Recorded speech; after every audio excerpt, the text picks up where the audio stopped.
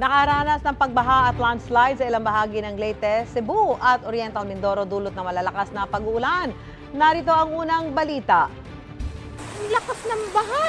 Rumaragas ang kulay putik na baha ang namerwisyo sa ilang kalsada sa Victoria, Oriental Mindoro.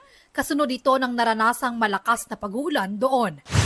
Lagpas tuhod din ang baha sa Pinamalayan kung saan apektado ang ilang palengke. Inilikas din ang ilang residente.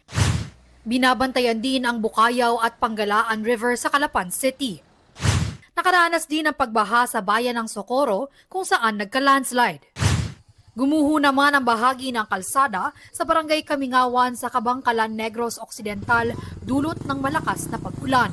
Nagsagawa na ng inspeksyon ang LGU sa kalsada. Pansamantala muna hindi ito madadaanan ng ilang motorista. Lumalangoy sa baha sa loob ng kanilang bahay ang ilang residente sa Medellin, Cebu para isalba ang kanilang mga gamit. Nagka-landslide naman sa isang beach resort sa Catmon, Cebu. Sugatan ng isang construction worker na nag-i-install ng kisame sa ibabang bahagi ng resort. Binahari ng barangay Tabunok sa Palumpon, Leyte. Batay naman sa monitoring ng OCD Region 8, mahigit 40 pamilya ang inilikas at kalaunay nakabalik na sa kanilang mga tahanan.